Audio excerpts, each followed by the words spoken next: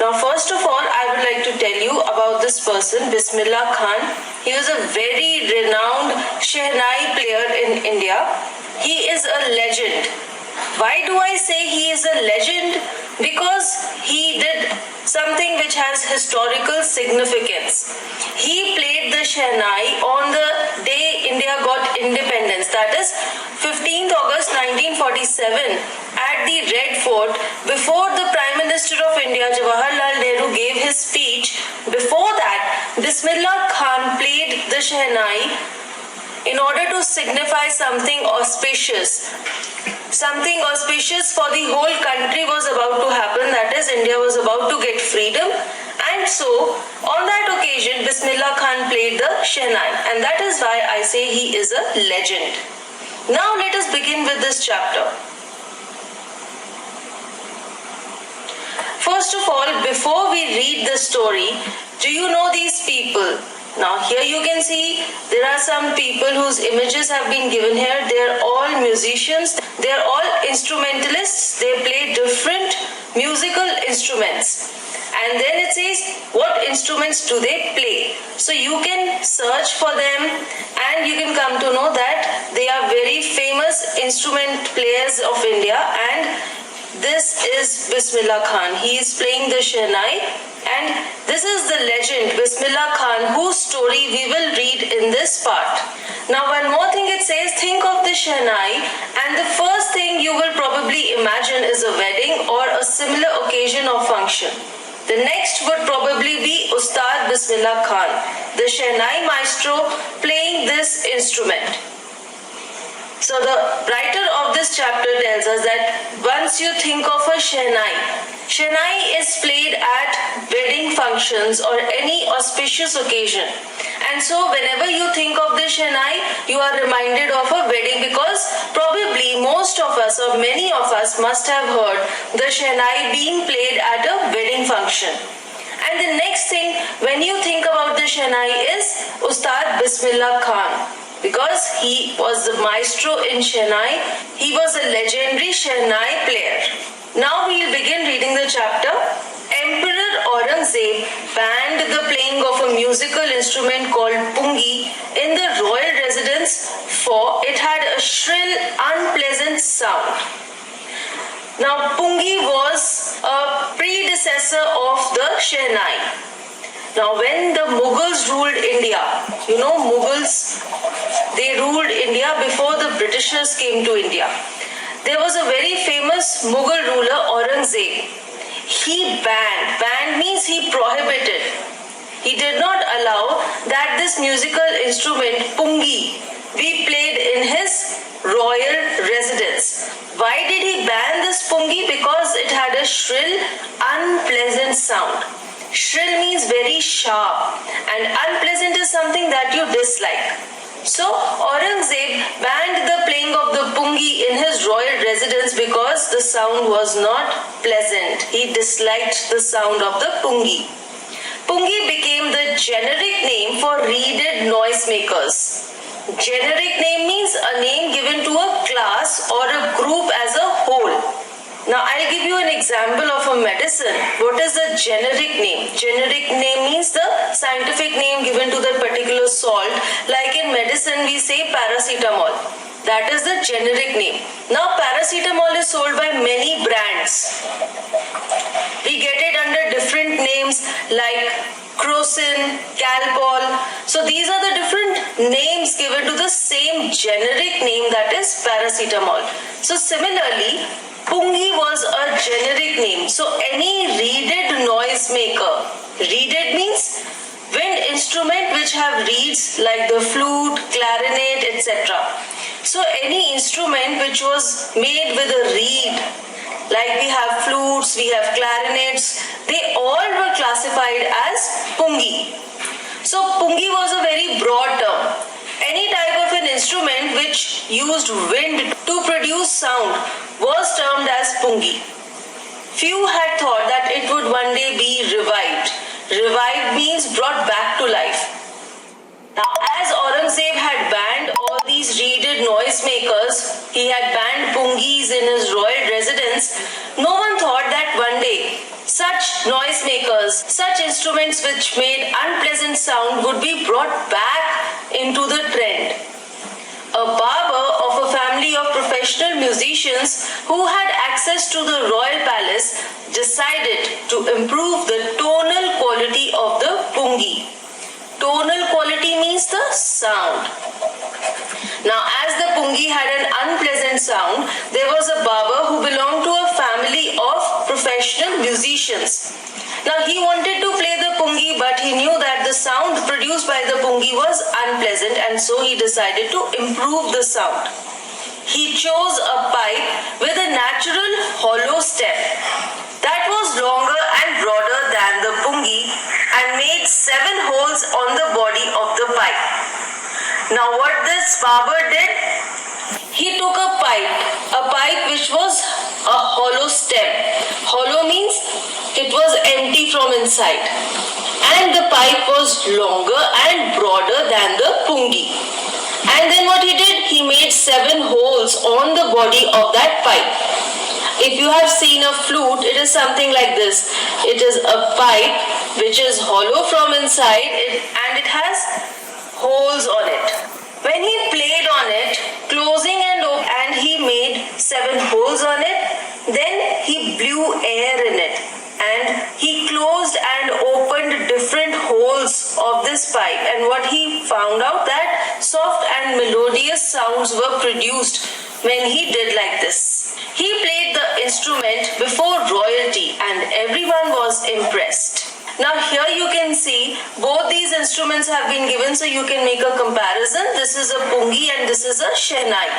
Shehnai is longer and broader than the stem of the pungi, and there are holes on it. You blow air from this side and you close and open some of the holes, and melodious and soft sound is produced. Now when this barber played this instrument in the royal court, everyone was impressed. Everyone liked the sound produced by this instrument. The instrument, so different from the pungi, had to be given a new name. Now the royal court thought that this instrument is different from the pungi and it should have a new name also. As the story goes, since it was first played in the Shah's chamber and was played by a nai, that is barber, the instrument was named the Shehnai. Now there is a story behind the name given to this instrument, and the story is that this instrument was played for the first time in the royal residence of the Shah. Shah was a name given to king. Mughals called the kings as Shah. And as the nai, that is barber, had played this instrument for the first time, they called it Shehnai. So the first part is Sheh, which stands for Shah, and the second part Nai, that is it was played by a barber, that is Nai. So this instrument was named as Shehnai. The sound of the Shehnai began to be considered auspicious. Auspicious is something which promises to bring good fortune, which is auspicious, which is good, fortunate, something which is a good omen. So the sound which was produced by a shehnai was considered to be good, a good omen. And so it was played on good occasions. And for this reason it is still played in the temples and is an indispensable component of any North Indian wedding. Indispensable means without which a piece of work cannot be done. Something which is necessary. You can hear the shehnai being played at many temples and at many weddings also. In the past, the shehnai was part of the Naubat or traditional ensemble of 9 instruments found at royal courts. And ensemble means things considered as a group. So the shehnai was considered to be part of the Naubat. Naubat is an Urdu word and it means traditional ensemble. That means a traditional group of 9 musical instruments. Now these 9 musical instruments were played at the royal court and the shehnai was also a part of this Naubat. Till recently, it was used only in temples and weddings. The credit for bringing this instrument onto the classical stage goes to Ustad Bismillah Khan. Now the shehnai was played at the king's court, it was played in temples and weddings. But how did it reach reached the stage, that means people gave performances with the Shehnai, it was due to Ustad Bismillah Khan, who was a legendary Shehnai player, and people wanted to hear him play the Shehnai.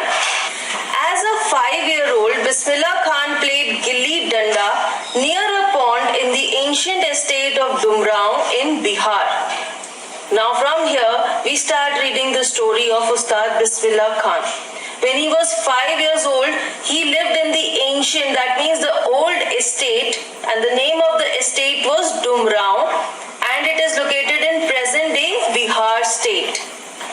And when Bismillah Khan was 5-year-old, he used to play Gilli Danda. Gilli Danda is an old sport, quite similar to cricket you can say, but it's different from cricket in some ways. So this kind of a game he used to play when he was 5 years old. He would regularly go to the nearby Bihariji temple to sing the Bhojpuri Chaita, at the end of which he would earn a big laddu weighing 1.25 kg, a prize given by the local Maharaja. So when Bismillah Khanji was 5 years old, he would go to the nearby Bihariji temple. Although Bismillah Khan was a Muslim, he would go to the temple and he would sing this song in Bhojpuri language. Bhojpuri language is spoken in this area of Bihar, and this song was named as Chaita. And when he would finish reciting this song, he would get a big laddu as a reward, and the weight of that laddu was 1.25 kg. And this was a prize given to Bismillah Khan by the local Maharaja for singing this song. This happened 80 years ago, and the little boy has travelled far to earn the highest civilian award in India, the Bharat Ratna. So the writer says that this incident, when he was 5 years old, he would get this laddu as a reward, and after 80 years, Bismillah Khan earned the highest civilian award of India, that is the Bharat Ratna. So this is the distance that he has travelled in his life. At 5 years of age, he would get a 1.25 kg laddu as a reward. He achieved the highest civilian award in India, that is the Bharat Ratna. Born on 21st March 1916, Bismillah belongs to a well-known family of musicians from Bihar. So Bismillah Khan was born on 21st March 1916, and he was born in a family of musicians in Bihar. His grandfather, Rasool Baksh Khan, was the Shehnai Nawaz of the Bhojpur king's court. His father, Paigambar Baksh, and other paternal ancestors were also great Shehnai players. Paternal ancestors means ancestors of the father. So in the lineage of his father's side, all the people were great Shehnai players. So we can say that Bismillah Khanji acquired this skill of playing the Shehnai from his ancestors. His grandfather was a great Shehnai player. He played Shehnai in the court of the Bhojpur king. His father and all the paternal ancestors were also great Shehnai players. The young boy took to music early in life. So the young boy here means Bismillah Khanji. He also started learning music at an early age. At the age of 3, when his mother took him to his maternal uncle's house in Benares, now Varanasi, Bismillah was fascinated watching his uncles practice the Shehnai. So when Bismillah Khanji was just 3 years old, his mother took him to her parents' house. That is maternal uncles. Maternal uncles means the lineage on your mother's side. So they lived in Benares. Benares is today called Varanasi. And when Bismillah Khan saw his uncles, his maternal uncles, play the Shehnai, he was fascinated. That means he was attracted towards it, and he also wanted to learn. Soon Bismillah started accompanying his uncle Ali Baksh to the Vishnu temple of Benares, where Baksh was employed to play the Shehnai. So Bismillah Khan started going with his maternal uncle Ali Baksh to the Vishnu temple in Benares. Ali Baksh was employed. He was on a duty to play the Shehnai at this Vishnu temple of Benares. Ali Baksh would play the Shehnai and Bismillah would sit captivated for hours on end. Captivated means attracted. Now when Bismillah Khan saw his uncle Ali Baksh play the Shehnai, he was so attracted towards it, he was captivated, and he would sit there for hours listening to him play the Shehnai. Now on end means for a very long time without stopping. That means continuously. So Bismillah Khan was a small child, but still he would sit there. He was so much attracted to the sound of the Shehnai that he would keep on sitting there continuously for a very long time, listening to his uncle play the Shehnai. Slowly he started getting lessons in playing the instrument and would sit practicing throughout the day.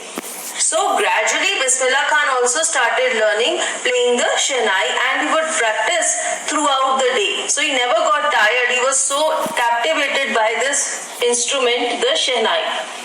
For years to come, the temple of Balaji and Mangalaya Maiya and the banks of the Ganga became the young apprentice's favorite haunts where he could practice in solitude. Now apprentice is a person who is taking training. A person who is under training is an apprentice. Haunt means a place where you like to come, where you like to frequent, where you like to visit many times a day. And solitude means being alone, being single. So for many years, Ustad Bismillah Khan remained in Banaras. He would visit the temple of Balaji, temple of Mangal Maiya, and he would remain on the bank of river Ganga where he would practice playing the Shehnai all alone. The flowing waters of the Ganga inspired him to improvise and invent ragas that were earlier considered to be beyond the range of the Shehnai. Now here we come to know the talent of Ustad Bismillah Khan. He was so inspired, that means the river Ganga motivated him, it provoked him to improve his performance, and he also invented many ragas that were earlier considered to be beyond the range of the Shehnai. So earlier it was considered that you cannot produce that kind of sound from the Shehnai. But Ustad Bismillah Khan went ahead, he practiced so much, he worked hard and he invented different sounds with the Shehnai.